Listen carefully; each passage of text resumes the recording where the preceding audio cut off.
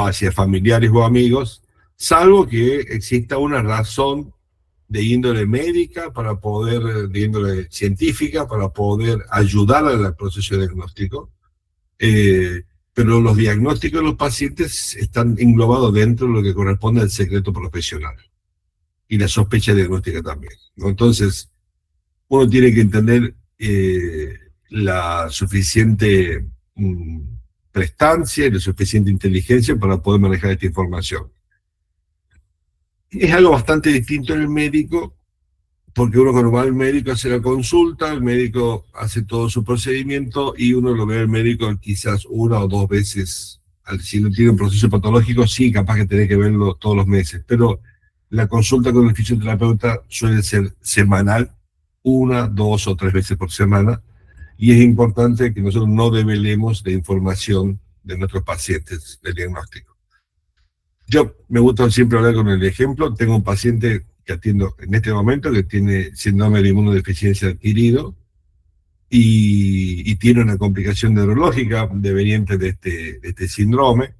Y obviamente que los otros pacientes te preguntan, dicen, ¿qué tiene ese muchacho? Entonces uno puede decir, bueno, sí, tiene una secuela producto de una convulsión, pero no de la etiología por la cual el paciente tiene síndrome convulsivo adquirido, ¿no?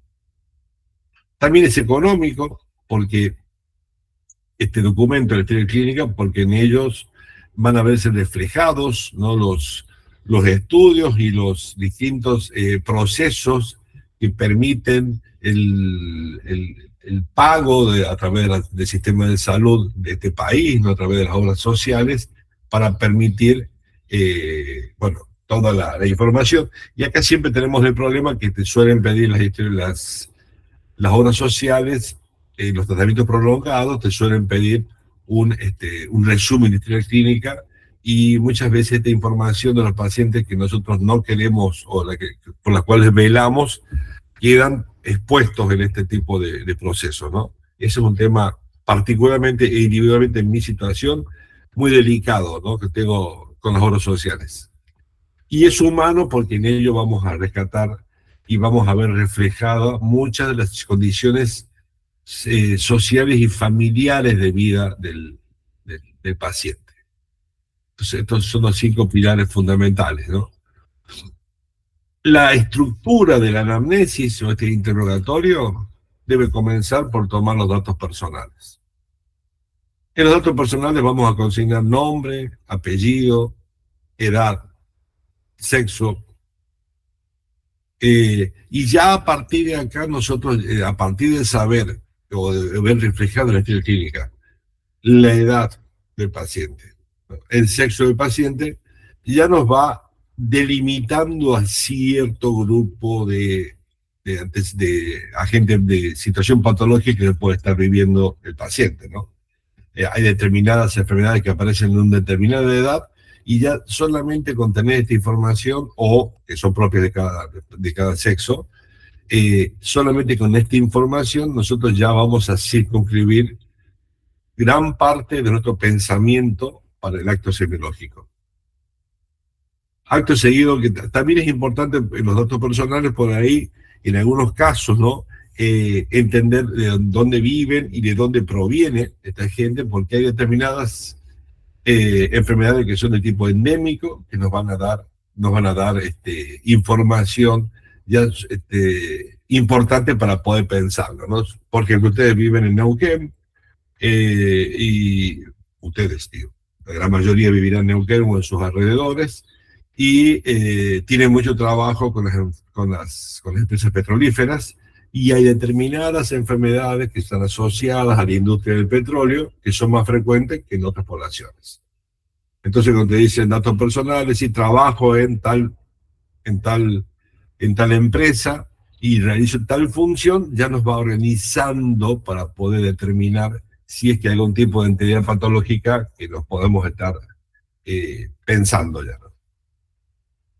Luego de esto vamos a comenzar a hablar sobre el motivo de la consulta, y ahí dice internación, porque la anamnesis puede ser en una situación de una consulta externa o de un paciente que está internado. Una cosa es que la anamnesis puede ser directa o indirecta, ¿no? La anamnesis directa es la que hacemos directamente al paciente y la indirecta es la que hacemos a través de familiares, porque el estado de conciencia del paciente no lo permite establecer, o porque es un niño, por ejemplo, ¿no? La anamnesis, cuando uno evalúa un niño, hace la anamnesis con la madre, le preguntas información a la madre. Entonces, en este momento es muy importante dejar que el paciente explaye y nos cuente, ¿no?, todo lo que está sintiendo en ese momento. Y de una manera natural se pasa al siguiente punto, ¿no?, que es enfermedad actual y los antecedentes de esta enfermedad actual. A ver si este es un primer evento de aparición de la enfermedad o hay situaciones similares, parecidas o del mismo razón para establecer si estamos pensando en una presentación aguda de la enfermedad o en un proceso crónico recidivante. ¿Entienden recidivante? No, recidivante quiere decir que se replica, ¿no? Que se replica en el tiempo. Quiere decir que hay una recidiva, hay una recaída o una nueva aparición de la misma entidad patológica. A ver, yo trato de poner algo más muy claro.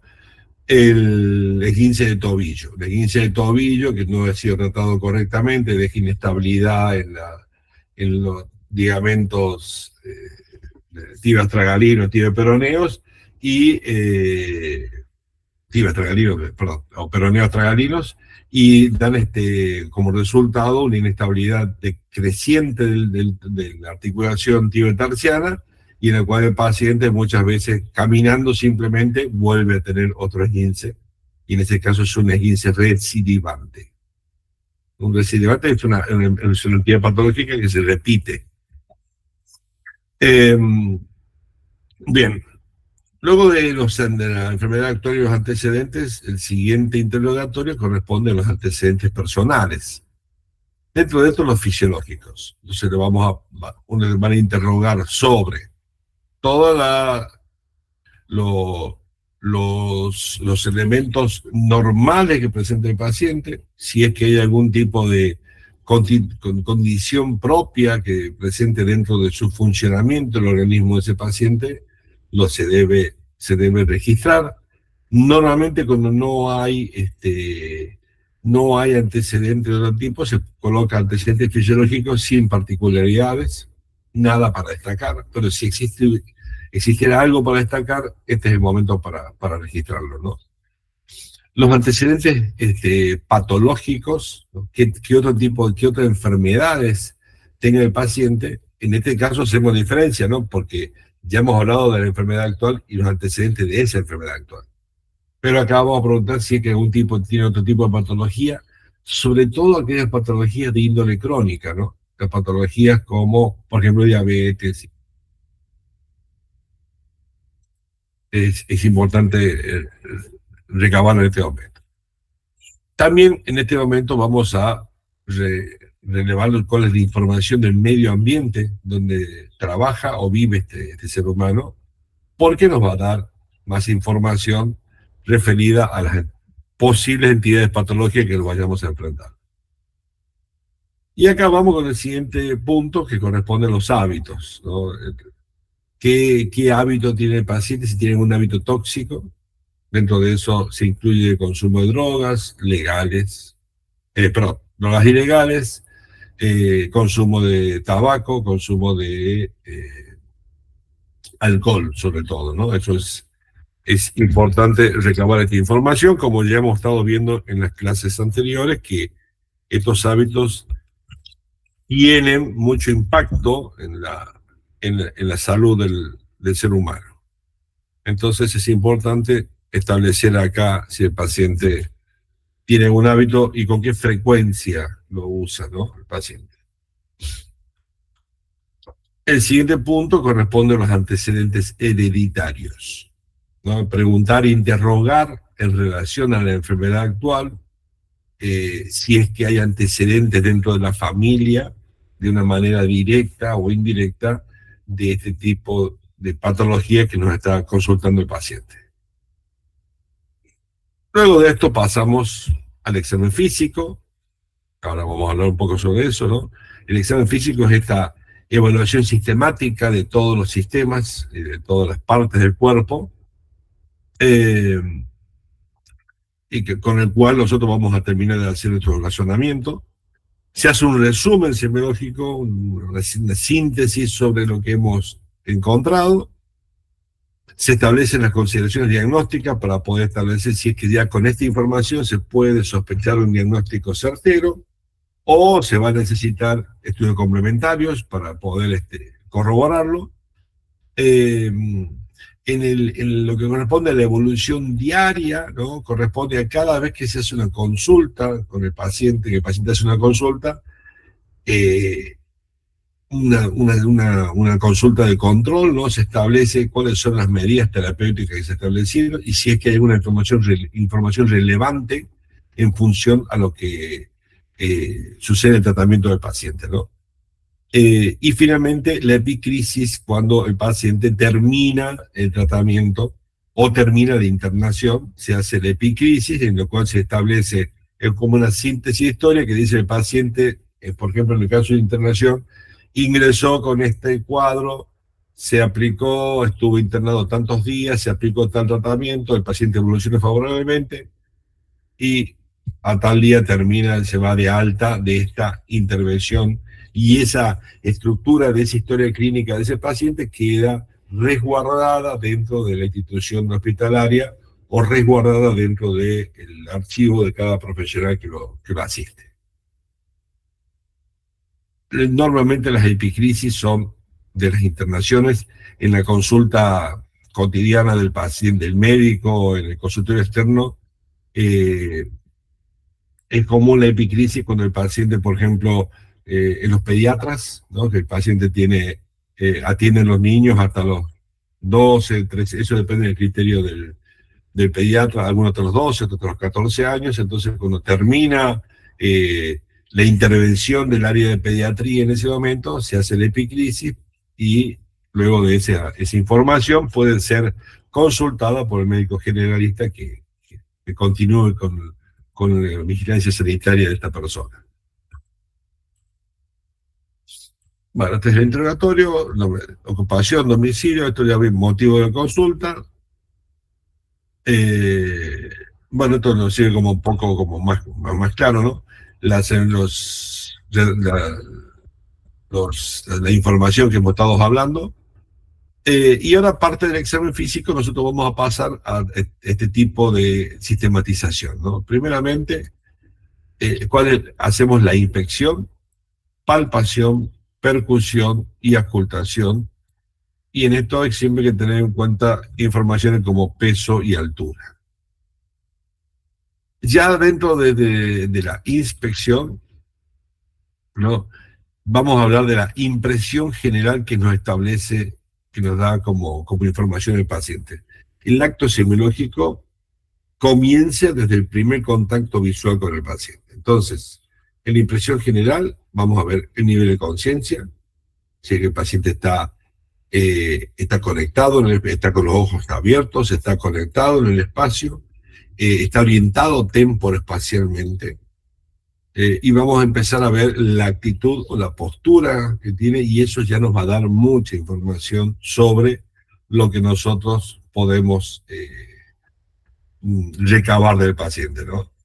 Si el paciente, bueno, si puede caminar, si puede deambular, también vamos a ver si no puede deambular, cuál es el tipo de decúbito que establece el paciente, o cuál es la postura que tiene el paciente. Hay posturas antiálgicas, posturas típicas por el dolor, que nosotros ya con la simple observación nos va orientando, ¿no? El hábito constitucional es importante. El hábito constitucional establece de poder decir si el paciente tiene un trofismo adecuado, una distribución del película adiposo adecuado, tiene poca distribución del película adiposo, tiene determinadas condiciones del hábito constitucional que nos va a orientar ya inclusive con eso hacia la impresión diagnóstica que se tenga este paciente.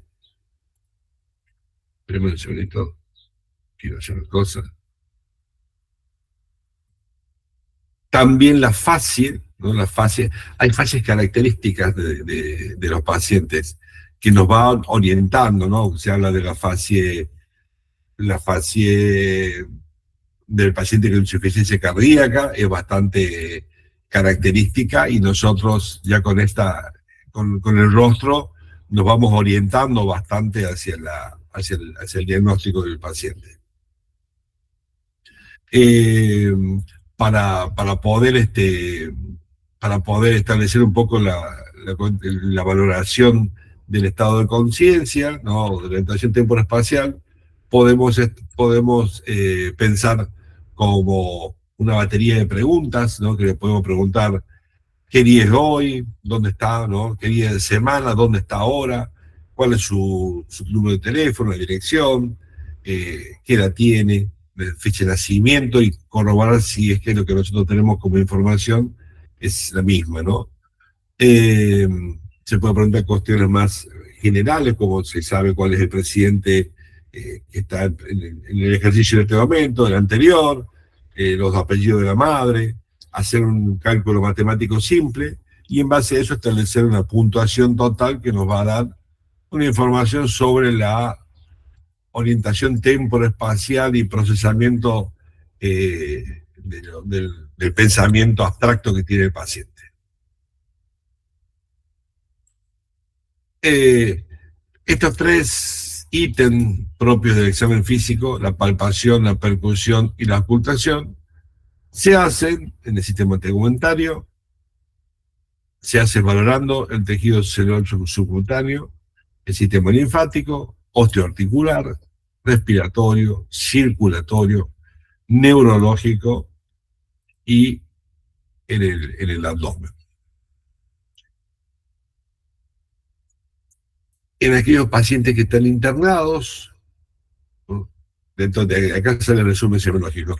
En los pacientes que están internados se debe hacer una evolución diaria, que es esta secuencia ordenada de las características clínicas diarias y los diferentes turnos, ¿no? Acerca de la internación. En eso siempre es importante entender temperatura, peso, pulsos, la tensión arterial, la frecuencia respiratoria y si hubo cambios en el examen físico, ¿no? eh, un resumen de los exámenes complementarios, un resumen de las interconsultas y un informe del tratamiento, es toda la información que se tiene que guardar en la evolución diaria. Por eso es que ustedes ven que los médicos terminan la consulta y se quedan escribiendo. Es importante que ustedes sepan valorar esta información eh, para establecer cuáles son las variables que pueden tener en el paciente. Yo les voy a contar una anécdota. Yo soy fisioterapeuta 100%, no, pero un día internan un paciente, un señor de 70 años, había tenido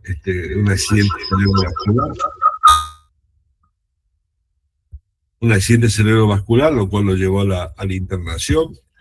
El paciente estaba inestable hemodinámicamente. Esto quiere decir que las variables clínicas del paciente eran bastante erráticas y me fijé en la evolución diaria, ¿no? Y vos veías a simple vista que la frecuencia cardíaca, la frecuencia respiratoria y la tensión arterial era rara, era errática, perdón, era errática. Eh, entonces, en una la primera sesión que estaba con el paciente, yo intenté sentarlo progresivamente, una medida, miren la medida tan elemental terapéutica, ¿no? El paciente que estaba recostado con el 30 grados de inclinación de la cabeza, con las camas antiguas, ahora hay camas que tienen control electrónico, pero la cama antigua que vos girabas la manivela, empecé progresivamente a levantar su cabeza y a medida que yo levantaba la cabeza veía usé un oxímetro de pulso para poder asistirme en ese momento, veía las grandes variaciones que tenía este paciente en sus datos clínicos, ¿no? Lo cual hizo que yo tuve que suspender la sesión y el resultado de esto es que el paciente estaba tan inestable, estaba tan comprometido el sistema cardiovascular que derivó en un paro cardíaco y en la muerte del paciente en los momentos subsiguientes, ¿no? Pero este tipo de información a mí ya me había puesto sobre aviso, con lo cual pudimos, bueno, mover el servicio de emergencia, pero bueno, la condición del paciente no permitía la sobrevida. Pero este tipo de información es muy importante que ustedes puedan manejar y que la tengan en presente como terapeutas. Y bueno, y acá la epigrisis ya hace el momento final de la internación o del óbito, ¿no? Del paciente. ¿Saben qué es óbito? No, profe. La muerte. ¿Muerte? Óbito es muerte, sí. Bueno, vamos ahora a hacer una pequeña práctica, ¿no? Van a leer esa información y me van a decir qué es lo que entienden y qué es lo que no entienden.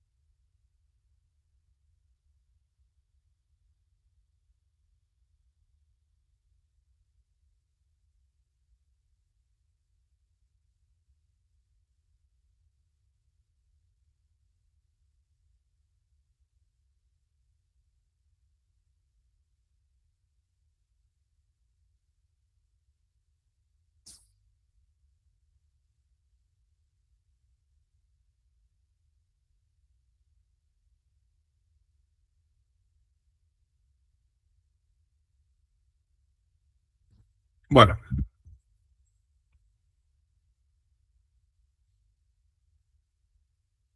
vamos a lo mismo por el principio, ¿no? Entonces, UCO significa unidad coronaria, ¿no? Cardiocoronaria. Ya cuando nosotros vemos UCO, estamos pensando que un paciente que probablemente tenga algún tipo de alteración cardíaca, ¿no? 57 años, fecha de ingreso, bueno, 25 de diciembre, dato no menor, 25 de diciembre. ¿Qué sucede el 24 de diciembre de la noche en este país? Nochebuena. Nochebuena, con alto consumo de alcoholes, emociones y una serie de factores que van a poder romper lo que está haciendo muchos pacientes, ¿no? Entonces, motivo de ingreso, una actividad programada. ¿Qué será CRM? ¿Alguien se dio cuenta que puede ser CRM?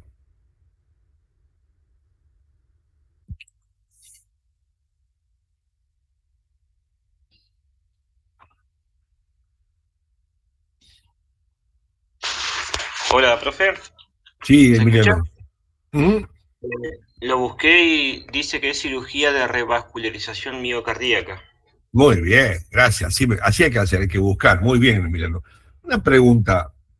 ¿Será mi computadora que yo los veo? Solamente le veo a Julieta y a Gino con la cámara prendida y el resto no veo a nadie.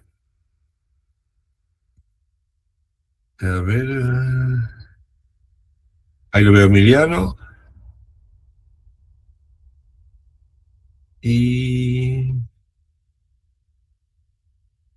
Jessica Hay también. un par más con la cámara, pero no todos están con las cámaras. Y Chicos, recuerden, chicos, recuerden que la cámara es obligatorio, ¿no? Porque también es... claro, sí, chicos pero sin...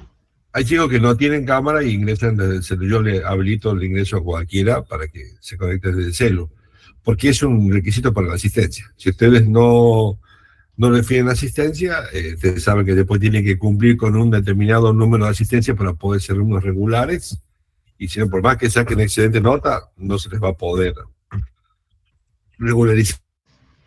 Sí, chicos, ya hay un par anotados que han ingresado y sin cámaras y para nosotros eso no es la asistencia. Entonces ya hay algunos que tienen ausentes. Ustedes vayan fijándose cuántas clases apagaron las cámaras, porque esto se avisa del primer día.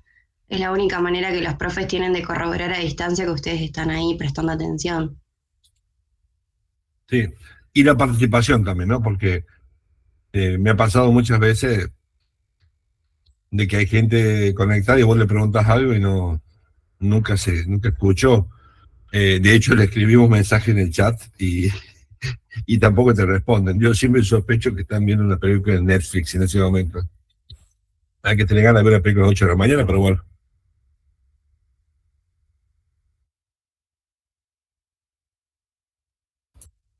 Bien, entonces, antecedentes. ¿Por qué diría sexo ahí, por Dios?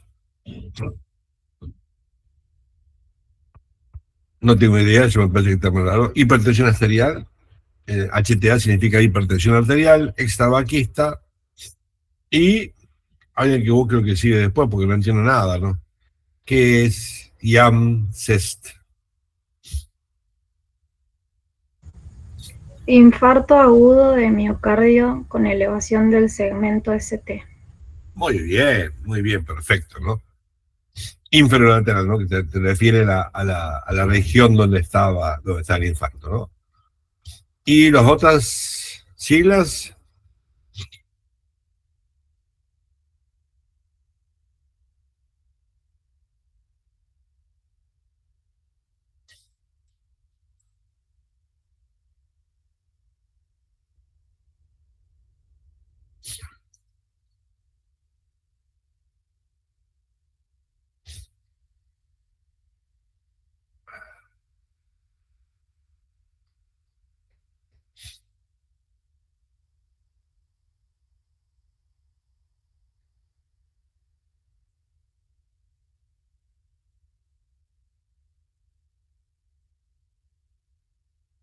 a ver, che.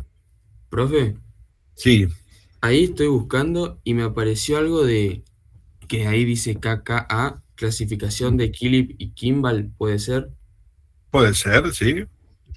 que dice que es como una evidencia de los pacientes que han tenido un infarto de miocardio. Muy bien, perfecto. Yo realmente no tengo idea el criterio de Kimball, pero como este ejemplo que ponemos acá nos sirve para ver cuál es la complejidad de información que tenemos bueno, que se debe recabar, ver aplicación de criterios validados, ¿no? Para poder establecer síntesis y de una información que sea precisa, ¿no? Entonces, este criterio que con criterio de repercusión positivo, nos permiten establecer o poder conocer cuál es la situación del paciente, ¿no? Entonces,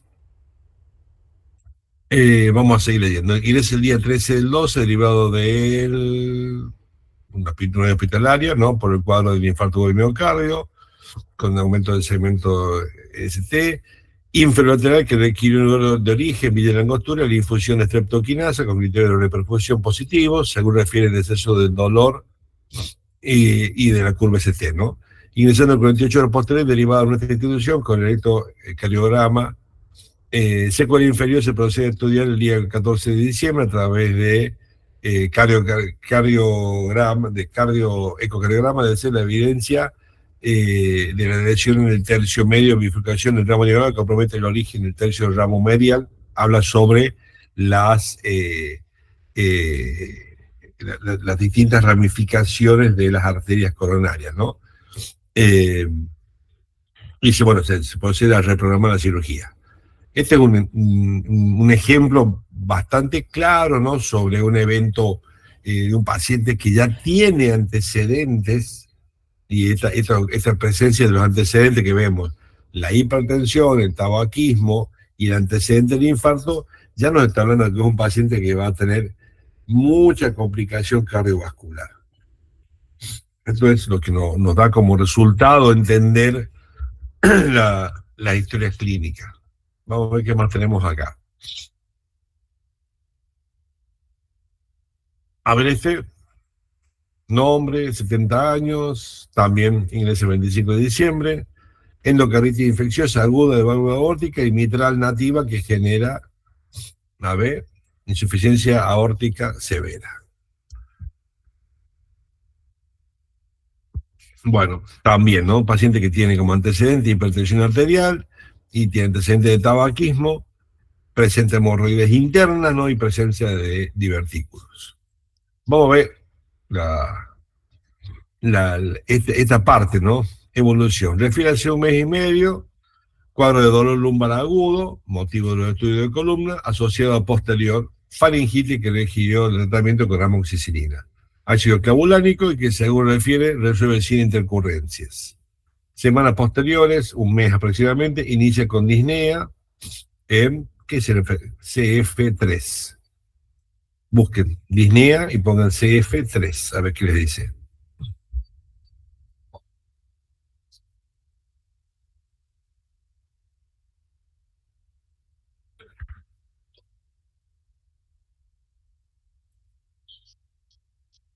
Háganme el favor, busquen de este texto todos los términos que ustedes no interpreten. Tengo que ir al baño, un segundo.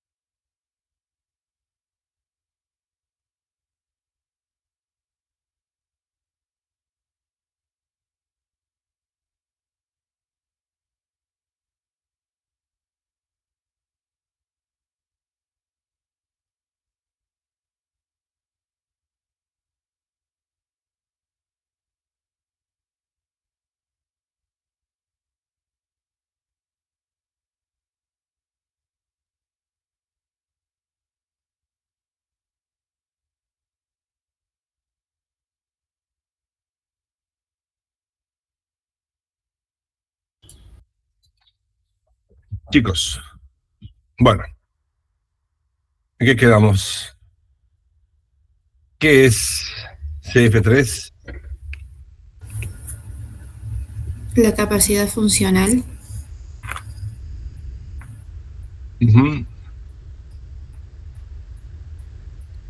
¿Cómo capacidad funcional? ¿Y qué significa el 3? Habla de los grados que presenta el paciente, ¿no? O sea, por lo que estaba leyendo ahí, como para respirar y eso, ¿no? Cómo se va... Bien, perfecto. Alteraciones en la mecánica o en la función ventilatoria, ¿no?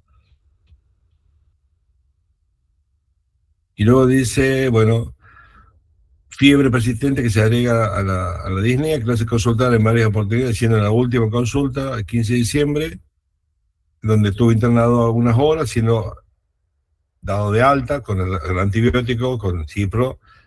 Y el día de ayer, por una evidencia mejora, decide consultar a esta unidad hospitalaria, donde el Frente Relato Evidenciado decide realizar ETT. ¿Y eso? Me sale un ecocardiograma transtorácico. Muy bien, perfecto. Entonces un ecocardiograma que evidencia insuficiencia aórtica.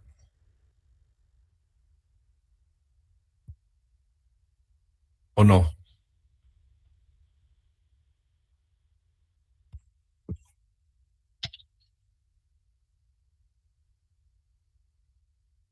Bueno, ven la complejidad, ¿no? Entonces, vamos a pasar a estudiar entonces qué significan los signos y síntomas. Para poder entender.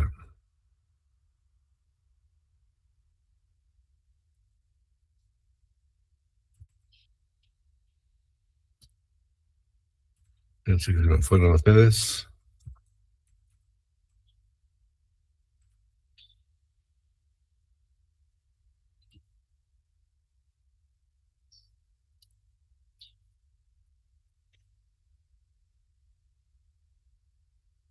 Signos y síntomas.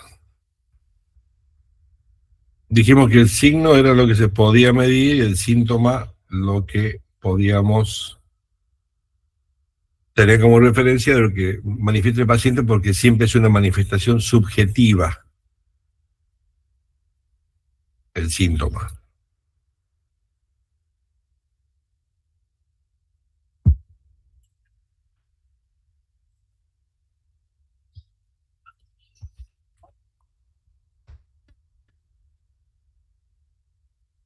Entonces estudiamos dentro de semiología el conjunto de signos y síntomas que, espérense un poquito, para tener control de lo que vamos hablando. Y vamos a hablar específicamente ahora de el dolor. Una definición de dolor es que es una sensación molesta y aflictiva que aflige al ser humano, ¿no?, de una parte del cuerpo por causa interior o exterior, ¿no? Eso es claro, ¿no? Universalmente es una señal de la enfermedad y es el motivo de consulta más frecuente para los profesionales de la salud. Se puede interpretar de distintas maneras, ¿no? Puede ser como la presencia de dolor es como una advertencia de una situación que está sucediendo de una manera patológica, o es la causa principal de la entidad patológica que nos estamos enfrentando, o constituye solamente un síntoma referido a.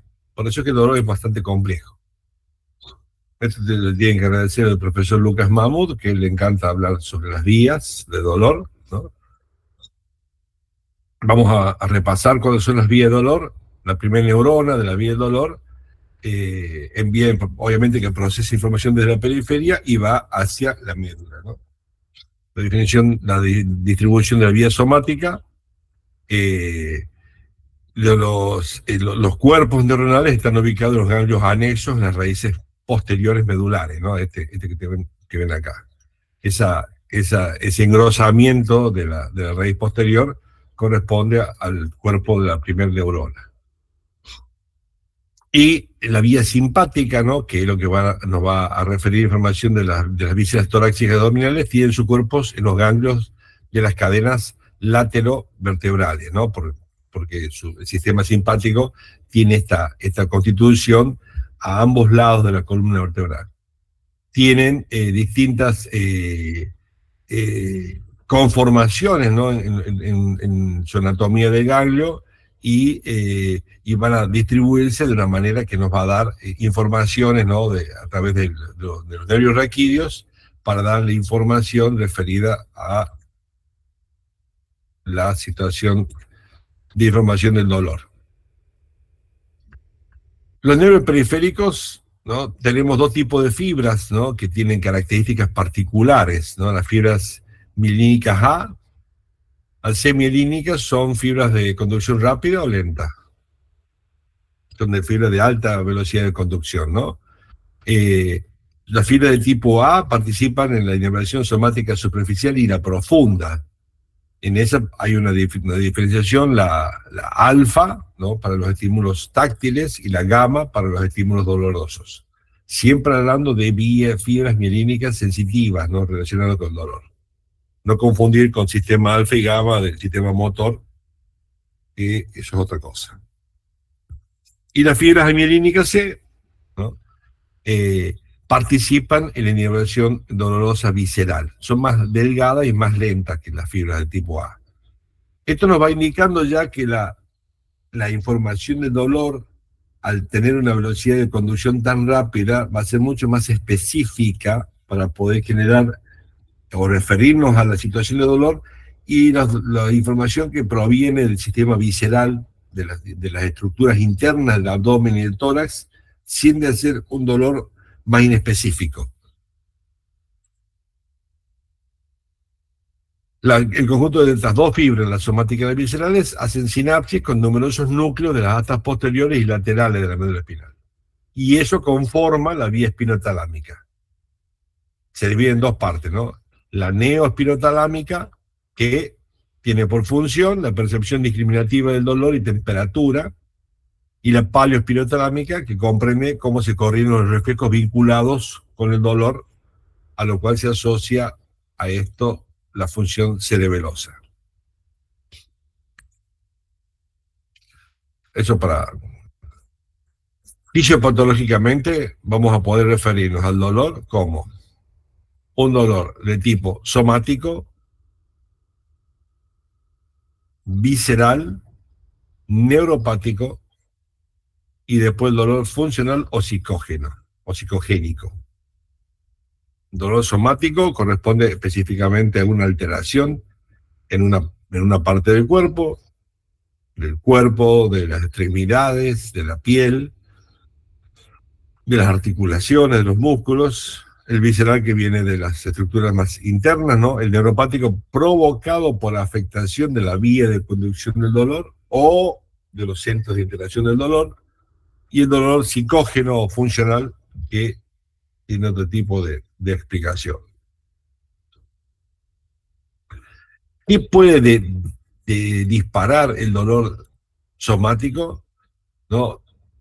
La estimulación de mecanorreceptores, termonociceptores, los receptores silenciosos químicos y receptores o nociceptores polimodales, como mecánicos, términos y químicos, ¿no? Estos receptores cada uno de ellos tiene un tipo de estimulación particular y un nivel de estimulación. Cuando hay situaciones de dolor, este nivel de estimulación tiende a disminuir de tal manera que muchos impulsos nerviosos que normalmente no generarían dolor, comienzan a generar el dolor por esta disminución del nivel que se da por una serie de cascadas electroquímicos, ¿no? Cuando se transmiten las señales de dolor hacia el sistema nervioso central, se liberan mediadores, ¿no?, que amplifican, ¿no?, la señal y la reacción de los tejidos, y aumentan de ese modo la percepción del dolor, no solamente en la intensidad, sino también en la extensión, dando como resultado un término que se denomina la hiperalgesia. hay un aumento de la sensibilidad. Es como si ustedes se cortan el dedo, ustedes tienen la zona del corte con mucho dolor, y alrededor del dolor aparece este fenómeno de la hiperalgesia, de este aumento de la sensibilidad que ustedes sienten cada uno de los detalles cuando se tocan, ¿no? El dolor visceral, los estímulos que generan el dolor visceral vienen desde la distensión, ¿no? Ya sea espontánea o experimental, provocada por alguna maniobra de exploración médica, y se agrava, ¿no?, el dolor con las ondas de contracción propias del órgano. Por ejemplo, la presencia de los cólicos, ¿no? El peristaltismo normal visceral puede llegar a provocar dolor cuando hay algún tipo de alteración en la estructura. También puede haber el dolor visceral que puede provenir de una isquemia, ¿no? El ejemplo más claro es la isquemia del miocardio, el infarto agudo, bien que leímos recién, IAM, ¿no? Infarto agudo miocardio, que da, genera información dolorosa irradiado a otros órganos, como a los músculos que rodean el corazón o al intestino. Entonces la información de dolor empieza a dejar de ser tan específica. Y otra respuesta, otro estímulo que puede provocar dolor es la presencia de la inflamación. Acá tenemos como un cuadro que nos diferencia, ¿no? Para el dolor somático, dijimos que las fibras que transmitían el dolor somático eran las milínicas A, ¿no? La alfa y la gamma, y el visceral, las amilínicas o tipo C.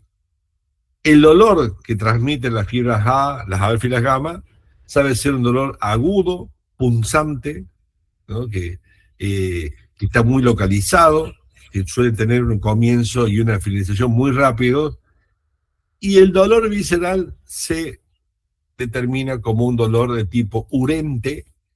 El dolor urente es un dolor que traspasa las estructuras, ¿no? El paciente que siente que es atravesado por el dolor, pero es vago, no lo puede referir específicamente y muchas veces aparece tardío a la estimulación del dolor. El caso más claro que se me ocurre para referir a ustedes esto es el dolor del cólico renal. El dolor del cólico renal es este dolor que se define como ese dolor urente y que aparece de distintas maneras el dolor. Muchas veces aparece el dolor localizado solamente a nivel de los riñones, aparece un dolor en la parte baja del abdomen, en el hipogastrio, aparece dolor en el epigastrio, aparece dolor referido intraescapular muchas veces, y otras veces aparece dolor referido a nivel de la musculatura del cuello, ¿no? Entonces este dolor que aparece tan impreciso es propio del dolor visceral, ¿no? Por eso los límites del dolor somático son precisos, bien localizados. El visceral siempre más o menos referido a línea media o no, pero están mal localizados. ¿Qué genera el dolor somático? Traumatismo, temperaturas extremas, inflamación, y en el visceral, como vimos recién, distensión, isquemia e inflamación. ¿Estamos hasta ahí? ¿Van bien o van muy perdidos? No, por favor. Bien. Bueno. ¿Cómo, Gabriel? No, nada. Bueno. El dolor neuropático. Cuando el dolor inicial cesa y luego aparece nuevamente, eso es un indicativo que podemos estar en presencia de un dolor que se clasifica como neuropático. Normalmente, ¿por qué? Porque es un dolor crónico, es permanente o intermitente, es variable en la intensidad, en la duración. Cuando hay abulsión de una raíz nerviosa aparece el dolor fantasma, o que aparece este dolor que aparece y desaparece porque no hay una conexión directa, pero hay una alteración en la sistematización de los sistemas sensoriales, no responde a los AINES, ¿no? Los antiinflamatorios no esteroideos. AINES significa ese ciclo, ¿no? Antiinflamatorios no esteroideos. Sí responde bien a la administración de psicofármacos y no requiere muchas veces de un estímulo externo para la aparición del dolor. Entonces, a menudo se acompaña por 3 sensaciones anormales, ¿no? La alodinia, ¿no? Que no tengo idea, alguien busque qué es alodinia.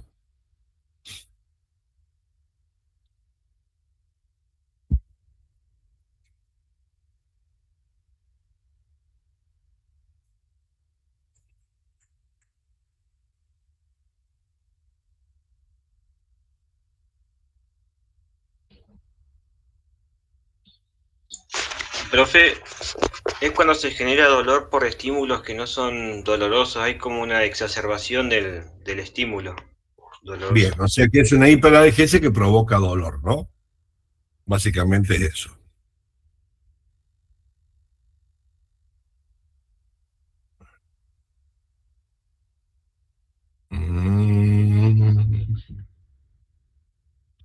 Espérame un segundito que tengo que hacer una llamada.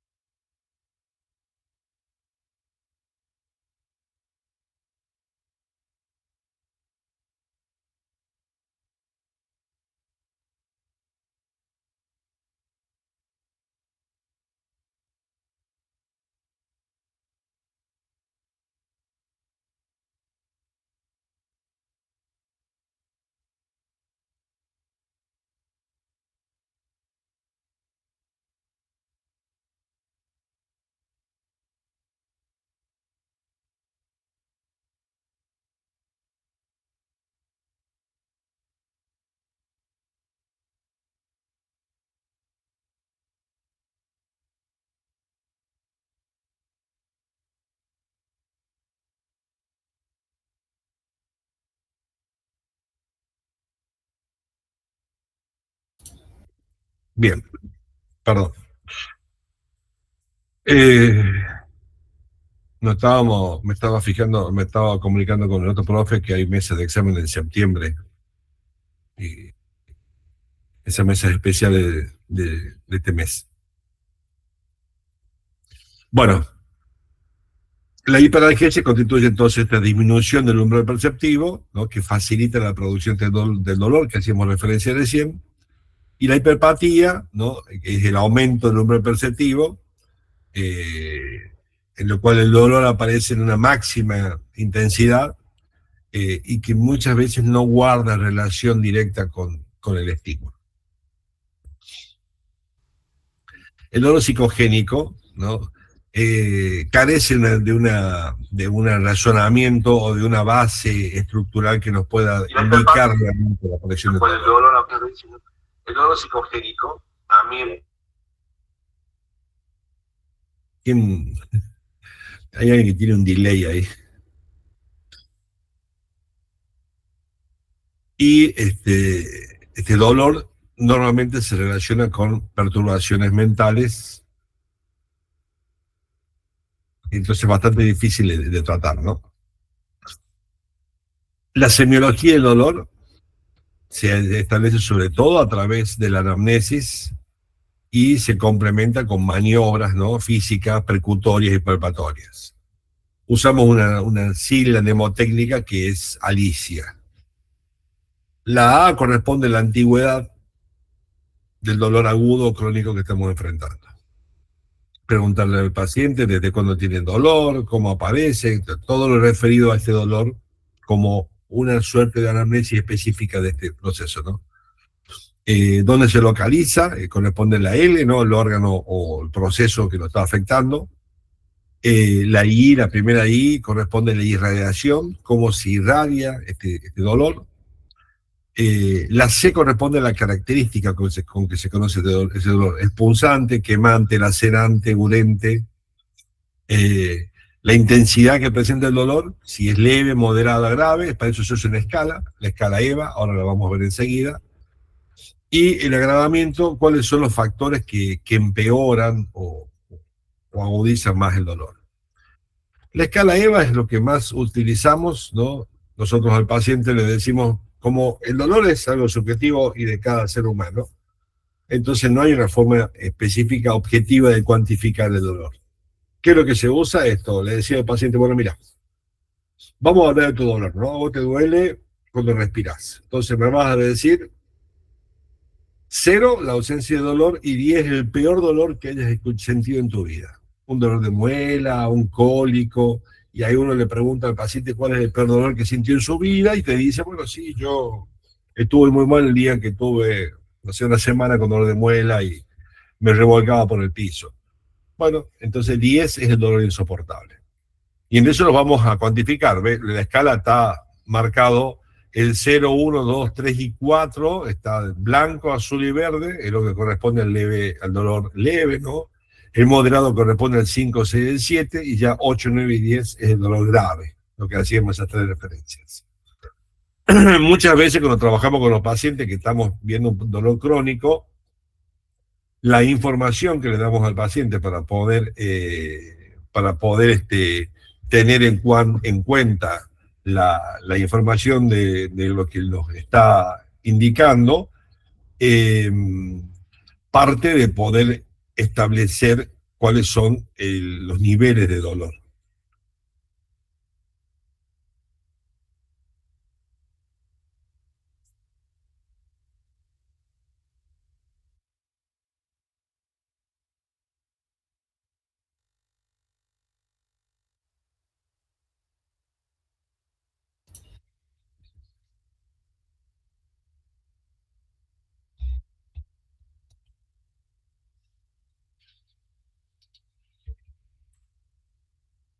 Bueno, cuéntenme ustedes cuál es el dolor más grave que sufrieron. A ver. Vamos a hacer un ejercicio práctico. Jessica, Janet, ¿me puedes decir cuál es el dolor más grave que sentiste en tu vida? Sí, cuando tuve una distensión de del ligamento externo de la rodilla. ¿Sí? Eso fue más feo porque estaba en una competencia de karate y no podía apoyar el pie y me dolía mucho. Bien, perfecto, ¿no? Qué bueno. Bien, vamos a aplicar acá, ¿no? Entonces el dolor fue un dolor agudo, ¿no? Localizado en la cara externa de la rodilla. ¿Se irradiaba el dolor, Jessica? Sí, un poco. ¿Te acordás hacia dónde se irradiaba? ¿O era la impotencia funcional asociada al dolor? Ese ejemplo que vos estás poniendo es muy interesante. Vos lo que decías, no había irradiación de dolor, pero sí impotencia funcional. Impotencia funcional quiere decir que la extremidad o la parte del cuerpo no puede cumplir con las funciones para las cuales está diseñada. Por ejemplo, en tu caso, el soporte del peso. Sí. No se irradiaba. El dolor de irradiación muchas veces tiene que ver con dolor de origen neuropático, que transcurre por el recorrido de la vía nerviosa, del nervio periférico. Y el dolor, ¿cómo era? Era un dolor punzante, lacerante. ¿Te acordás cómo era el tipo de dolor? Creo que era punzante y después me duró mucho tiempo igual. Era como que con el frío lo sentía, pero eso creo que era más psicológico. Sí. ¿Y la intensidad? ¿Te acordás? El 10 era el dolor más grave que sentiste en tu vida. Ese fue el 10. Sí. Bueno, si algún día tenés otro evento de dolor, vas a poder entender de que vas a poder utilizar este dolor tuyo como referencia. El 10 tuyo es ese dolor de la lesión del ligamento lateral. Yo me acuerdo cuando yo me recibí, imagínense, yo me recibí pendejito, a los 23 años, una cosa así, y sin nada de experiencia, me vengo a vivir este pueblo donde vivo, y muy gracioso, aparece una mujer que yo la quiero mucho, a ella nos hicimos grandes amigos con este matrimonio, con esta familia también.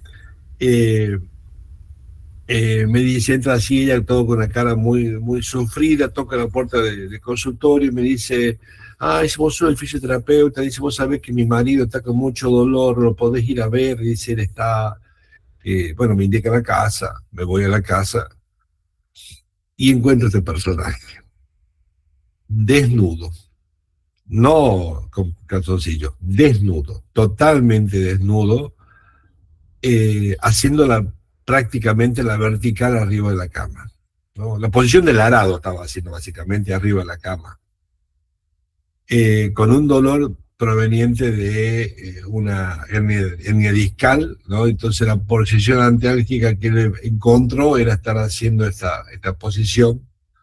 Así que imagínense la cara mía cuando entro, lo veo tipo en bolas, como se dice comúnmente, en esa situación, y yo preguntándole, y el tipo no abandonaba la posición. Entonces la anamnesis, mira acá, ¿cuándo te empezó a doler? Y qué sé yo. Y el tipo es muy, hablando de carácter semiológico, ya no sé tanto del carácter, ¿no? Vos tenés dentro de la división del carácter semiológico de los individuos, tenés el individuo sanguíneo, ¿no? Que es el tipo explosivo, el flemático, que es un tipo más tranquilo, y claramente que este paciente era sanguíneo, ¿no? Era totalmente explosivo y sigue siendo así, a pesar que ya está mucho más grande. Bueno, así que son las manifestaciones de dolor. O en mi caso, que yo, bueno, trabajo con pacientes discapacitados y estamos siempre moviendo pacientes pesados, y yo vivo a 120 kilómetros de Córdoba, ¿no? Trabajaba en Córdoba capital, y ese día salgo y empiezo con un dolor en el auto, un dolor de cintura, dolor sacroiliaco, nos ubicamos así, puntual. Pero a medida que yo iba viajando, iba manejando, a medida que iba manejando, este dolor empezó a ponerse extraño, vago, un dolor como que parecía que era como una panza, y después se localizó el dolor y una molestia, ¿no? A nivel testicular. Entonces yo iba manejando y la sensación mía era como si, no sé, si un hilo estaba presionando los testículos, ¿no? A tal punto que yo en medio de la ruta me bajé los pantalones, paré el auto, me bajé los pantalones, tremendo espectáculo para lo que pasaba manejando, te bajas los pantalones y te revisas a ver si tenía, porque yo pensaba que era como un hilo que estaba presionando. Y ese dolor fue increciendo, manejé hasta llegar a mi casa, y yo llegué a mi casa muy descompuesto de dolor, no sabía qué me estaba pasando. Y recuerdo que paré el auto y mi señora se acerca a saludarme y yo le digo, llamalo a Oscar, el médico del pueblo. Llamalo a Oscar. Y cuando entra el Oscar a la pieza, yo estaba, bueno, también haciendo maniobras así como la del paciente que yo le referí, estaba tipo haciendo la posición del arado, cabeza para abajo, las patas para arriba. Y me acuerdo que él me miró de acá y me dice, me dice, Tuco, dice, estás con un cólico renal. No me llegó ni a revisar, ¿no? Pero la información del dolor y la postura del tipo, y él ya conoce mis antecedentes clínicos, hizo el diagnóstico que, bueno, fue mi debut con los cólicos renales, de los cuales tuve 3 en mi vida, y no los quiero tener de vuelta, por favor, porque ese para mí es el peor dolor de mi vida, ¿no? Bueno, pues para mí es el dolor 10. Entonces, si a mí me dicen, ¿cuánto te duele? 10. Fiebre. La fiebre no es un signo, no es un síntoma. Es un síndrome, ¿no? Lo que se denomina el síndrome febril. La temperatura corporal está regulada sobre todo por el hipotálamo. ¿no? El hipotálamo tiene, cuando hay disminución de la temperatura, ¿no? O sea, aparece la termogénesis, la capacidad de poder generar o de redistribuir la circulación sanguínea para poder mantener la temperatura, y cuando la temperatura externa avanza, ¿no? Pero eso es para poder regular la temperatura, ¿no? Cuando la temperatura avanza, se aumenta la sudoración para que la evaporación y la convección del cuerpo disminuya la temperatura corporal. ¿Qué pasa con el aumento de temperatura, ¿no? Proveniente de presente en la fiebre, ¿no? Puede haber la presencia de pirógenos exógenos que son externos al huésped. ¿Qué sería huésped en este caso?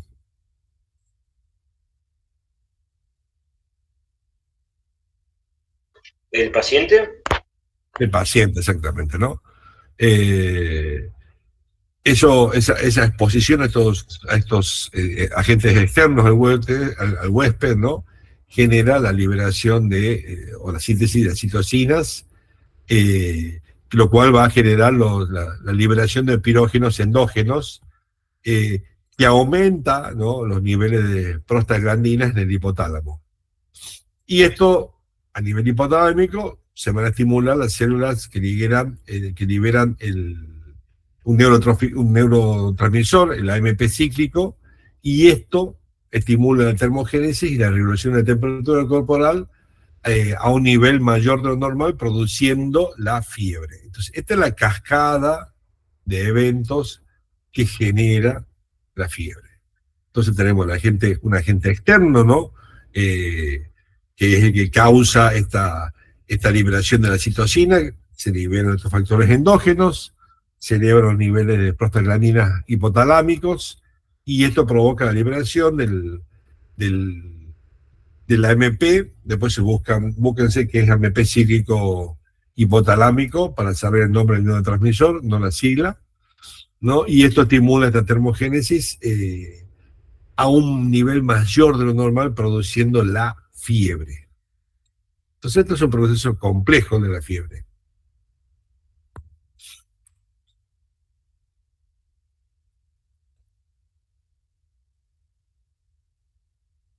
Los valores normales de la temperatura corresponden a 37 grados. ¿Dónde? En la aurícula derecha, ¿no? O en el reno, o en el recto, o dentro de la cavidad rectal. No, obviamente que no se puede tomar la temperatura en la aurícula derecha, porque si no deberíamos ser todos cardiocirujanos para poder establecer la toma de temperatura. Entonces se toma la temperatura se debería tomar en la boca o en el recto para tener una referencia más directa, pero como son situaciones muy invasivas y que conllevan mucho riesgo de infecciones, normalmente la toma de temperatura se hace a nivel de la axila. Las variaciones normales dentro de estos 37 grados corresponden a menos 0,6 grados, y esto para poder determinar si hay hipertermia, en este caso la hiperfiebre, la fiebre. La fiebre puede ser intermitente, puede aparecer periodo de fiebre y disminuir. Está muy regulada con los ciclos circadianos. Normalmente, ¿hay alguna madre acá entre los alumnos?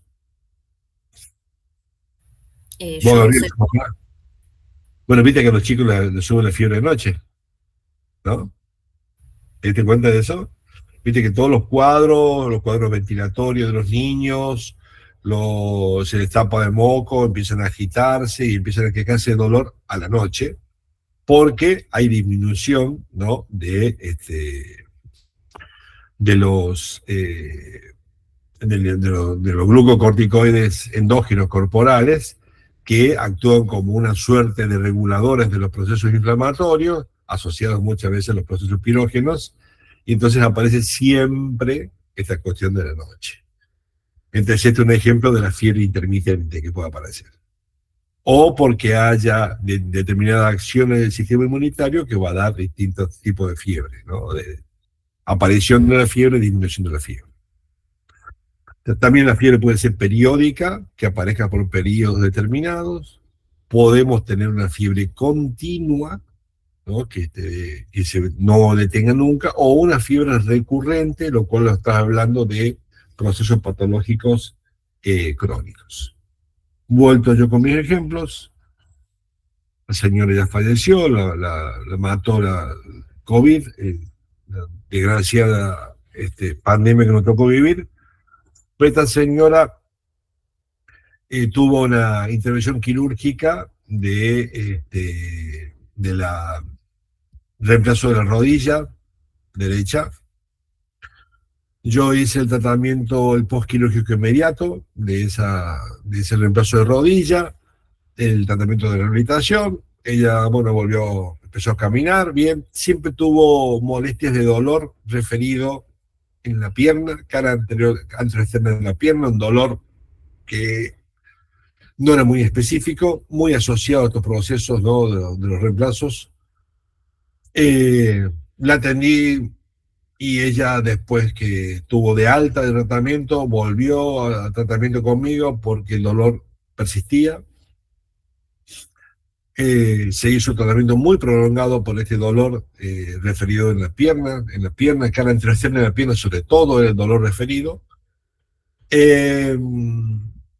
Después yo, bueno, por distintas razones no la puedo atender más, consulto con otros colegas. Estamos hablando del proceso que duró 7 años de esta mujer, ¿no? Lo que voy a resumir ahora, duró 7 años esta señora con ese dolor. Se estudió cuando fue el control con el médico, se detectó, o lo que se dijo el médico en su momento, que la paciente había rechazado la prótesis. Entonces se decidió quitar la prótesis y colocar un expansor. Los expansores permiten mantener la distancia segura entre los cabos óseos, ¿no? Que están seccionados por la remoción de las partes articulares, y tienen dentro de su constitución la liberación de antibióticos específicos, ¿no? Que pueden trabajar a nivel óseo. Recuerden que el hueso tiene muy poca irrigación, por lo tanto, si hay algún tipo de infección adentro del hueso, es muy difícil que se llegue a que el antibiótico haga efecto, ¿no? Porque no hay paso de sangre directo. Bueno, la mujer siguió con dolor, la operaron 2 o 3 veces más, yo por ahí la atendía, por ahí no. Y el último periodo que yo le toca atenderla, yo, bueno, retomo el caso, le escucho, hace todo el proceso semiológico, le digo, mira señora, usted me muestra todos los antibióticos que estuvo tomando durante 7 años, le digo, me parece que usted debería hacer una consulta con otro profesional, porque claramente que no está llegando a buen puerto con su tratamiento, ¿no? Bueno, entonces a mí se me ocurre pedirle una radiografía, le pido una radiografía de miembro inferior, y le habían puesto lo que se denomina un cruncher intramedular, es un fierro, ¿no? Que pasaba dentro de la médula ósea, desde el tercio superior del fémur hasta el tercio inferior de la tibia, para fijar la rodilla en extensión directamente.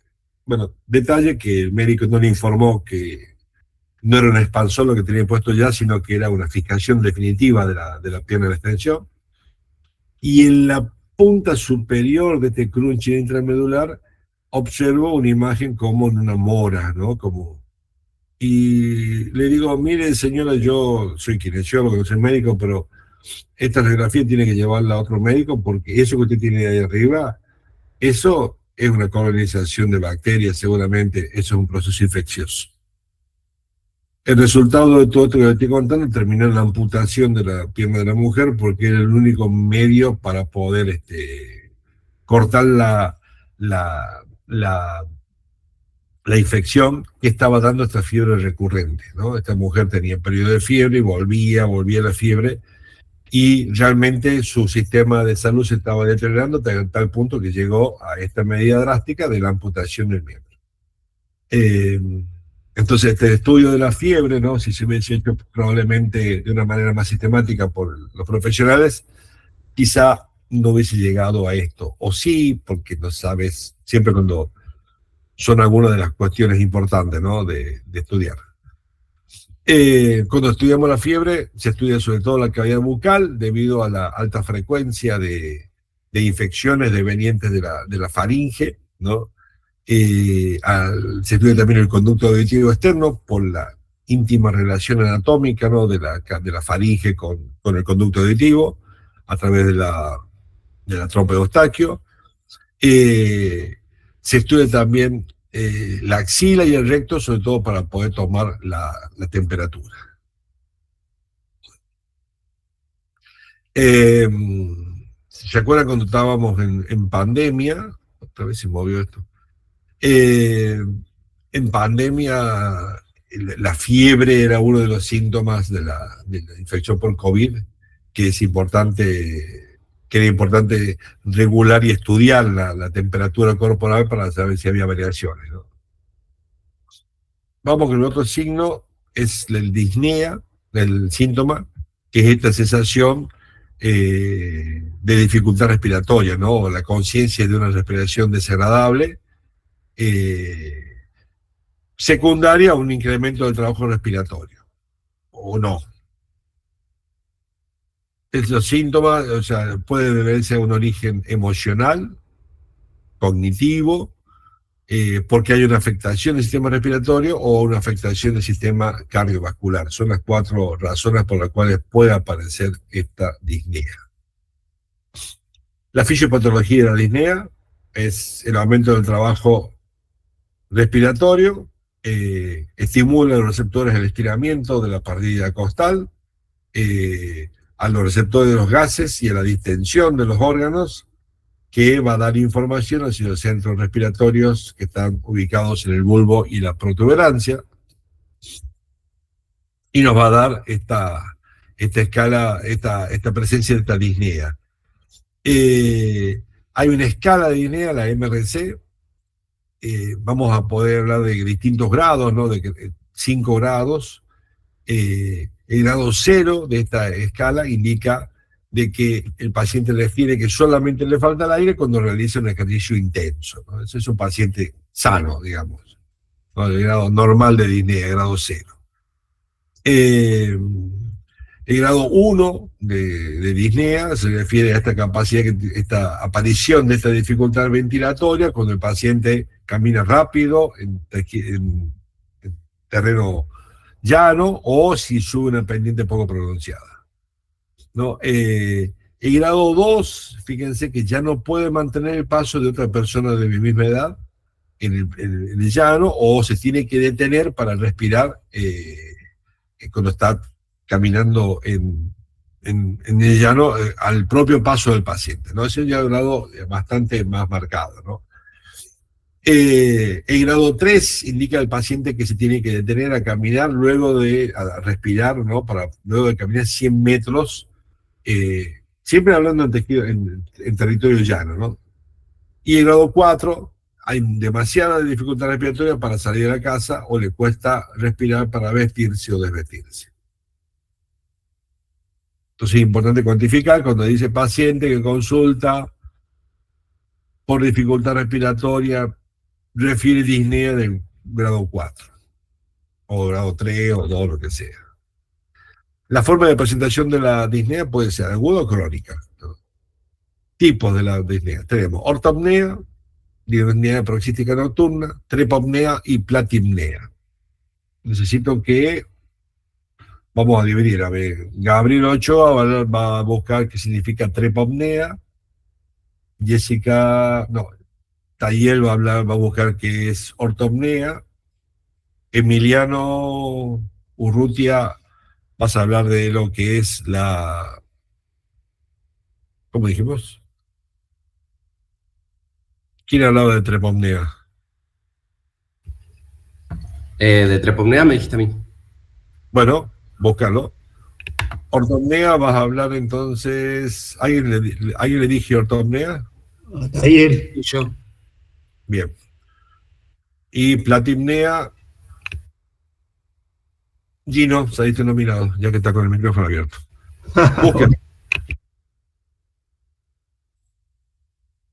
Busquen. Vamos a empezar por el orden. En que encuentre tropopnea comienza a darle la información.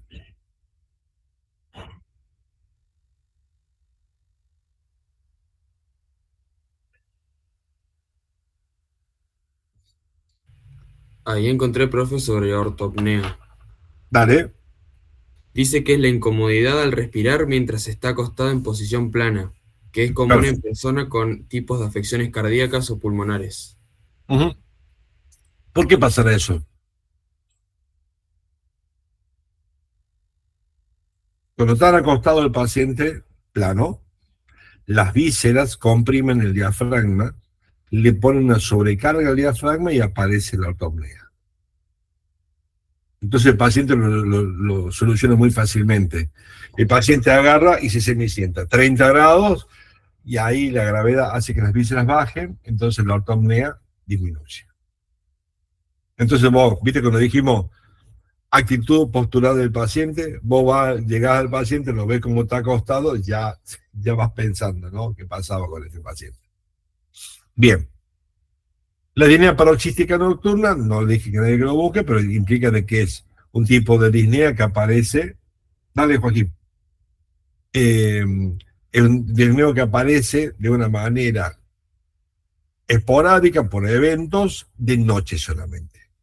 No quiere decir que aparece todas las noches, sino que aparece de una manera paroxística. Quiere decir que aparece en algunas situaciones y en otros momentos no aparece. La trepopnea, ¿Tayel? ¿O quién era la de trepopnea? Yo. Sí, La Gabriel, trepopnea es un tipo de disnea, dificultad para respirar, que se presenta o empeora cuando una persona está acostada de lado y se alivia al cambiar de posición, como al recostarse sobre el lado opuesto o al sentarse. Este síntoma es poco común y suele estar asociado en condiciones específicas que afectan el corazón y los pulmones. Perfecto, ¿no? Sí, sobre todo, también muchas veces aparece trepopnea en la mujer embarazada, ¿no? Por la compresión de la vena cava, si se acuesta en el cúbito lateral derecho, la compresión de la vena cava aumenta el éxtasis venoso y eso genera dificultad a largo plazo con la ventilación. ¿Y la platipnea? Profe, bueno, ahí lo encontré.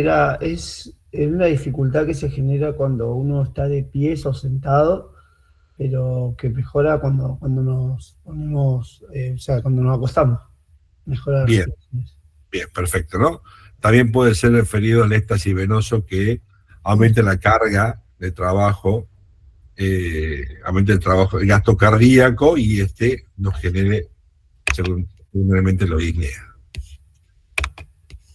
La disnea puede estar asociada, ¿no?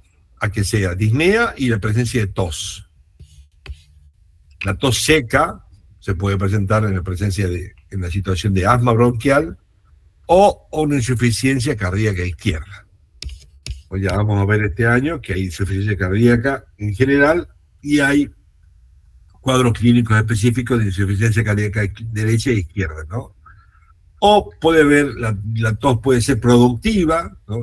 Se habla de tos productiva que tienen que tener una expectoración, sobre todo en las bronquiectasias o en la bronquitis crónica. Cuando hablamos de que hay disnea y expectoración, vamos a hablar del esputo. El esputo es la producción, ¿no?, de la expectoración, ¿no? Por ejemplo, este esputo perlado, ¿no?, aparece muchas veces en el asma bronquial. Hay clasificación del esputo, ¿no? El esputo puede ser clasificado como seroso, mucoso, seromucoso, purulento, o también puede ser clasificado como hemoptoico, ¿no?, con mancha de sangre. Este es el hemoptoico, la disnea y la hemoptisis, o sea, este esputo que aparece con mancha de sangre, es muy frecuente en el cáncer de pulmón, en la bronquiectasia y en algún tipo de tuberculosis. La tuberculosis, que era una enfermedad que estaba bastante erradicada, ahora hay casos de vuelta muy frecuentemente, ¿no? Y la presencia de disnea asociada al dolor torácico, sobre todo, se asocia o se puede referir a la cardiopatia isquémica. El otro término asociado, creo que cuando estamos acá con el tiempo, déjenme echarle un poquito.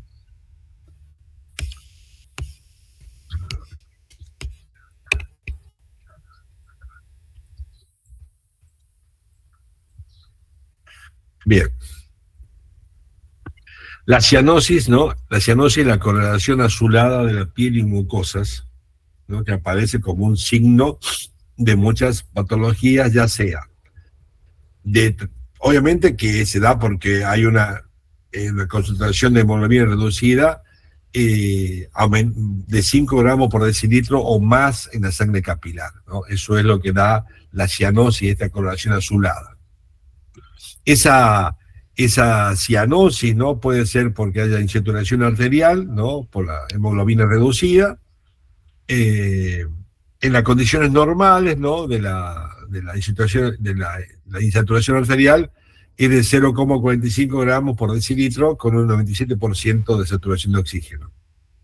La insaturación venosa normalmente de 3,75 gramos por decilitro y asociado al 75% de saturación de oxígeno. Cuando aparece 2,10 gramos por decilitro de hemoglobina reducida en sangre, aparece, ¿no? Al duplicarse este valor, se aparece la cianosis, que es esta coloración azulada de los pies. Aparece a nivel central, en labios, lengua o la mucosa bucal, entonces es muy frecuente ver la palidez del paciente con la cianosis, ¿no? Y sobre todo en procesos más agudos. Y a nivel periférico, cuando aparecen regiones acrales, ¿no? Acrales se refiere a algo distal, ¿no? Manos, pies y dedos. Es muy común en patologías crónicas. Y aparece muchas veces el tipo de mezcla, ¿no? Mixta, ¿no? En la cual tenemos distintas distribuciones y hay información sobre cada una de estas cianosis. Cuando nosotros encontramos cianosis, ¿no? Es fundamental examinar el sistema respiratorio buscando signos de hipoxemia, ¿no? Estos signos de hipoxemia muchas veces los vamos a comprobar, ¿no? Con estudios complementarios. Radiografía de tórax, el estudio de la gasimetría sanguínea, o sea, estudiar cuáles son los valores de los gases reales en sangre, y el hemograma. Uno puede utilizar de una manera muy casera un oxímetro de pulso, pero esto no nos va a indicar el grado de saturación de hemoglobina reducida en sangre o de la gasimetría específica de sangre. Nos va a dar una información relativa, ¿no? A nivel periférico, ¿qué examinamos cuando aparece la idea? Sí, decime, Emiliano. Profe, ¿el oxímetro es el que se pone en el dedo? Sí, mira. Tengo uno por acá. Esto. Y ¿cómo es la pregunta? ¿Qué tan específico es? Porque no se había escuchado hablar, como que no aportaba mucho. Te sirve para los controles clínicos, ¿no? Para los controles clínicos. Esto si vos lo aplicás solamente y tomás como referencia y te da dos valores, te da aproximadamente una presión parcial de oxígeno sanguíneo, que lo toma por la colorimetría de la sangre, lo que tiene un sensor infrarrojo adentro, ¿no? Te toma la devolución de ese sensor infrarrojo en base a cómo traspasa la piel, y en base a eso te tira un estimativo por un algoritmo matemático, y la frecuencia cardíaca. Esto, corroborado con la clínica, completado con la clínica, te ayuda a tener información. No vas a hacer un diagnóstico con esto. Esto sirve para un control clínico, básicamente. Se usa en la atención de pacientes crónicos, nosotros lo tenemos que usar porque te va a dar, sí, una referencia de lo que te puedes anticipar y tener una referencia un poco más objetiva un poco más rápida, perdón, que lo que corresponde a la cianosis, por ejemplo, ¿no? Cuando vos tenés el paciente... este caso que les conté, el paciente que falleció finalmente, los eventos sucedieron de la siguiente manera. Cuando le pongo el oxímetro de pulso y yo veo sobre todo, vi la frecuencia cardíaca del paciente, ¿no? Porque si tomar el pulso para poder ver si es que hay modificaciones severas de la frecuencia cardíaca, te implica estar todo el tiempo tomando el pulso ahí, y en ese momento sí me apoyé bastante en ese aparatito, y entonces vos veías que no había constancia en la frecuencia cardíaca. El tipo este pasaba de tener 80 latidos por minuto y después pasaba a tener 160 y al segundo después bajaba a 40. Entonces hablaba de una situación hemodinámica inestable, ¿no? Lo que sucedió que bueno, hay un mal manejo médico. La médica que estaba de guardia ese día, se ve que es cosa inexplicable que me tocó de mi vida. Yo cuando lo veo en esas condiciones, lo vuelvo a dejar a 30 grados, que es la postura donde mejor puede respirar un paciente disneico. Entonces, le digo al doctor, me parece, el paciente no está en condiciones de trabajar, venga a verlo cómo está. Y yo me voy a lavar las manos, qué sé yo, y cuando vuelvo, esta mujer, no le digo médica porque me parece que no corresponde el término, lo había acostado plano el paciente, estaba plano el paciente acostado, sin elevación, y le estaba administrando oxígeno, pero ni siquiera con una mascarilla, le pasaba cerca de la nariz con la tubuladura del oxígeno, y se veían las manchas hipostáticas en la piel del paciente. O sea, yo de perfil, vos lo veías al paciente que estaba acostado con la piel blanca, cianótica las mucosas, y el nivel que estaba más en contacto con la cama, una coloración mucho más oscura, porque ya había depósito por la gravedad de los elementos figurados de la sangre. O sea, la sangre estaba estancada acá, el corazón era insuficiente, ¿no?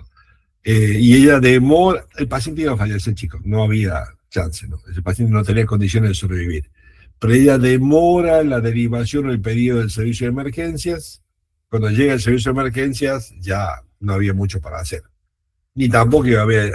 Este paciente que ya estaba con una insuficiencia sistémica de todo su cuerpo, ¿no? Pero en este caso, bueno, este tipo de oxímetro de pulso, yo lo usé para poder establecer la frecuencia cardíaca en relación con, uno puede establecer un poco de referencia, ver si el paciente está taquicárdico y ver la saturación de oxígeno, ¿no? Para el procedimiento de emergencia es muy útil porque es algo que lo tenés en el bolsillo y podés tener algo de información. Ahora, esto no te va a indicar los niveles de gasimetría en sangre, porque eso es otra cosa. Para eso solamente hay que extraer sangre arterial y hacer un estudio específico. ¿Respondí, Emiliano? O sea, es específico para lo que está hecho, que es tener una aproximación, pero nada más. Sí, ok. A ver, chicos, perdónenme. Bien, también se puede pedir un hemograma. Y el otro tema de uno de los signos más claros es el edema, ¿no? Recuerden la ley de Starling, ¿no? Que relaciona la presión oncótica y la presión hidrostática, ¿no? En la cual confluyen estas dos variables, en la cual aparece, ¿no? La entrada y la salida del líquido al espacio intracelular, al espacio extracelular, donde se puede provocar éstasis de líquido, ¿no? Que aparece como el edema, que es una inflamación localizada en alguna extremidad, en alguna parte del cuerpo, que puede ser, se da por este desbalance entre las presiones que tienden a expulsar líquido del compartimento intravascular a aquellas que tienden a retenerlo, ¿no? Puede ser localizado en extremidades, como por ejemplo, o en los pulmones, o puede ser generalizado en todo un miembro, como se ve en el caso de este niño. El signo clínico, ¿no? de la presencia de edema, para confirmarlo, es el signo de la fobia o signo de Godet, que tiene una clasificación, ¿no? Se puede medir, ¿no? Y medir la extensión y medir el tiempo de recuperación de la piel luego de la presión. ¿Qué es lo que es el signo de Godet? Simplemente presionar, a ver si tengo acá, presionar sobre una estructura, ¿no? Y va a quedar marcado dentro de la piel del paciente, es nuestro dedo, cuando nosotros presionamos, ¿no? Entonces, esta marca que nosotros dejamos, que dura un poco, se puede establecer en estos valores, ¿no? cuando la profundidad es menos de 0,6 centímetros, de 6 centímetros a 1 centímetro, de 1,2 a 5 centímetros, y más de 2,5 centímetros para los casos severos, y esto relaciona cuánto tiempo demora en recuperarse la fisionomía normal, digamos, de la extremidad donde se aplica el signo. Hay otro signo secundario que no tan usado, que es el de Stemmer, ¿no? Es la dificultad para tomar entre los dedos el engrosamiento de los pliegues cutáneos.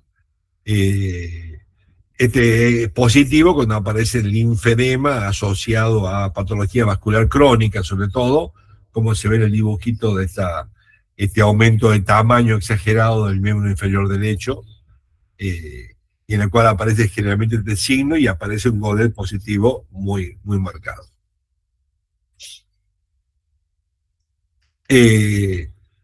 Nosotros también tenemos que estudiar en relación al edema, ¿no? La presencia del color, ¿no? Si la piel está roja, que no está dando ni indicación de una vasodilatación, o si está pálida en el caso de una vasoconstricción.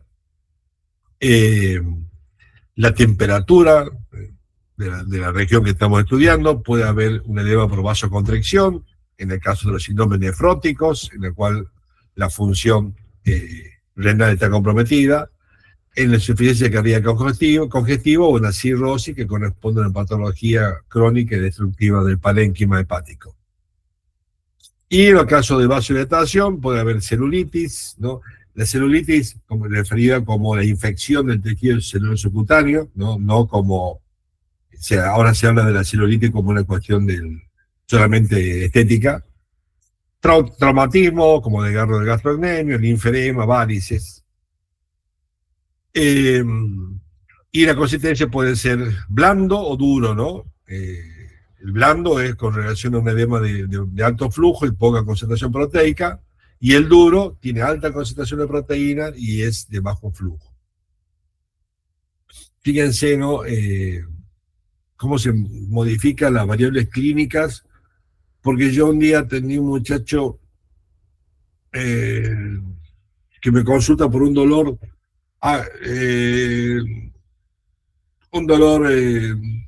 no específico referido hacia la musculatura de los aductores, hacia el trocánter menor, hacia la pelvis, con distensión pélvica, distensión abdominal, malestar general de este paciente, un muchacho de 50 años,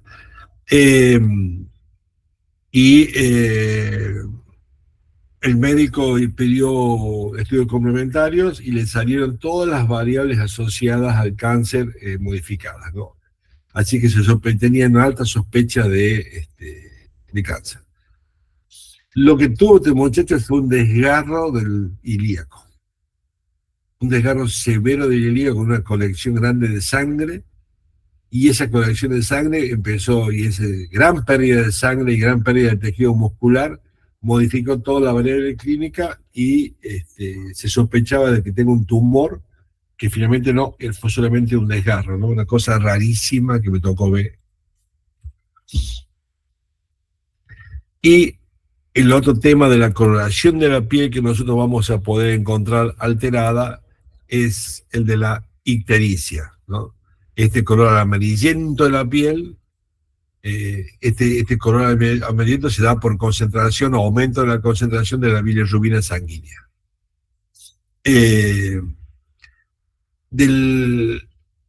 Puede venir por el 80 al 85% de la bilirrubina se da por el metabolismo de la hemoglobina, y el 10 o 15% restante por el clivaje de la mioglobina proveniente muscular y otras sustancias, ¿no? ¿Cómo se mide? Cuando ustedes encuentran un paciente que está con ictericia, tiene este color amarillento, muy frecuente en los niños, ¿no? Se tiene que estudiar los valores de la bilirrubina sérica, que tiene que dar estos valores de 0,3 a 1 miligramo por decilitro. Cuando es más de 5 miligramos por decilitro, el paciente presenta la ictericia. Entonces esa es la variable que hay, ¿no?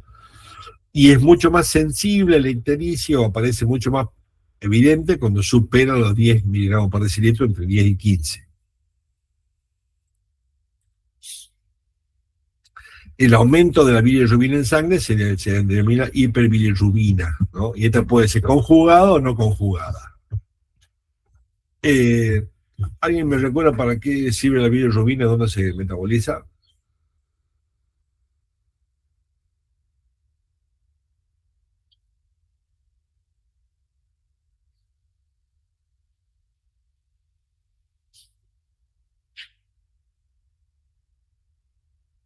¿La función de la bilirrubina?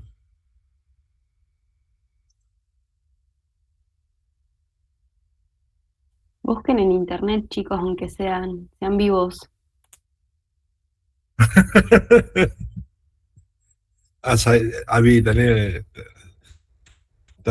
Estamos juntos bien por alguna. Dios lo crea y viento los amontona. Lo que pasa es que yo me trato de controlar un poco. Pero claro, si no saben algo, chicos, tienen que buscar, ¿no? Claro, Entonces, sí. se van a tener como tarea estudiar el metabolismo de la bilirrubina para poder entender la ictericia. Eso se lo vamos a preguntar en el final. Tienen que tener cuál es el metabolismo de la bilirrubina y qué sucede con la ictericia, ¿no? Para poder entender lo que es. Estamos de acuerdo con eso, ¿no? Tienen que estudiar bilirrubina y ictericia como tarea, porque si no, no van a entender. Otro elemento que se asocia al examen clínico es la astenia, ¿no? La astenia es este cansancio antes de realizar el esfuerzo. Dentro de esa, la astenia, podemos tener como 3 elementos, ¿no? La lasitud, la debilidad generalizada y la fatiga. La lasitud es la necesidad de descanso ante esfuerzos que antes no producían cansancio. Por supuesto, eso depende de los antecedentes de la persona, ¿no? La debilidad generalizada, que es una sensación anticipada de dificultad para iniciar o mantener una actividad, ¿no? ¿Recuerdan cuando estuvimos viendo los variables de cáncer, de enfermedades médicas como diabetes, como en todos la fatiga o esta debilidad generalizada estaba presente? Y la fatiga mental como alteraciones en la concentración, ¿no? Que nos va a dar como resultado, fíjense en esto, ¿no? La astenia puede ser con pérdida de peso o sin pérdida de peso. Se usa el algoritmo, ¿no? Si hay pérdida de peso, podemos pensar de que sea inflamatoria o metabólica. Y dentro de la metabólica, todas las patologías que generalmente ocasionan ese tipo de astenia, ¿no? Y la inflamatoria, también todos los cuadros que pueden generar la astenia inflamatoria. La astenia funcional puede darse asociada sin pérdida de peso a distintos elementos, ¿no? Que tienen que ver con trastornos psíquicos, trastornos de la función cardíaca, sobre todo para dormir, postinfecciosa, etcétera, etcétera, que nos da como resultado este tipo de alteraciones. Bueno, chicos, mucho para que ustedes tengan para leer, para estudiar. Toda la información. Agustín, decime. Profe, ¿cuándo es el primer parcial? Avi.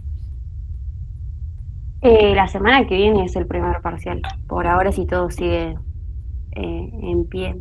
Tienen el cronograma subido en la plataforma para que lo puedan ver. Pero sí, las semanas que viene, en teoría sería el primer examen. Tengo entendido que hasta ahora sería presencial en la facultad. ¿Y la modalidad? Oh, eso no se dice. Y te pueden tocar preguntas de cualquier tipo, múltiple opción o a desarrollar o verdadero o falso. Eso lo...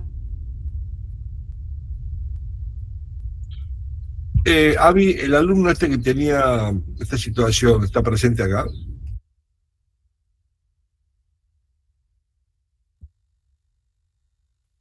¿Cómo, Tucu?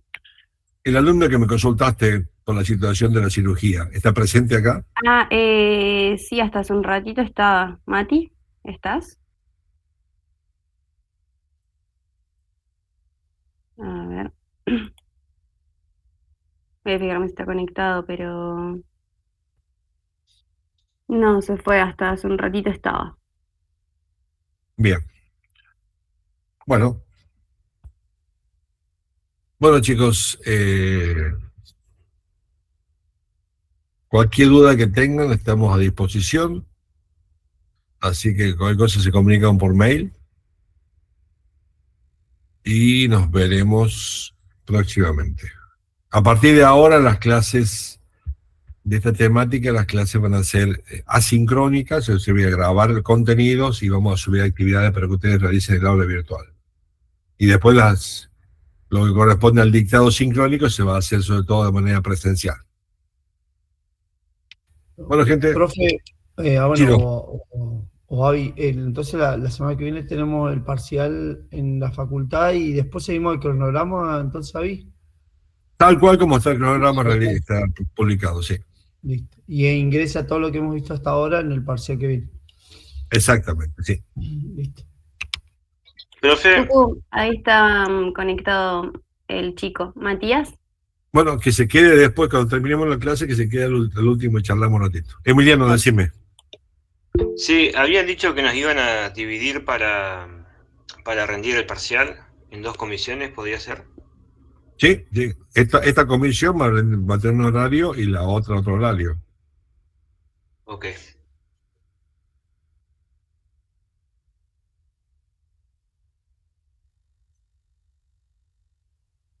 Igual, chicos, quédense tranquilos que yo voy a ir informándole por el grupo de WhatsApp. Yo les voy a ir diciendo, la comisión tanto, a tal hora, los esperamos, qué sé yo, y cualquier inconveniente se avisa en el grupo, ¿sí? Esta tarde seguramente les vamos a subir el taller de sistema inmunológico y VIH, que eso también suele entrar en el primer examen, es parte. Es contenido desagregado, pero se evalúa de la misma forma, ¿sí? Así que después pueden verlo y cualquier duda que tengan nos consultan. También estamos viendo la posibilidad de hacer una clase de consulta que se les va a avisar luego qué día y qué horario, los que se puedan sumar. Recuerden que no es obligatorio, pero es para evacuar dudas antes del primer examen. Sería con los ayudantes nomás, ¿sí? Buenísimo. Consulta, ¿el horario se respeta el horario de cursada, por ejemplo, de 8 a 10 para el examen? Para el examen sí, para las tutorías de ayudantías no. El que puede se suma.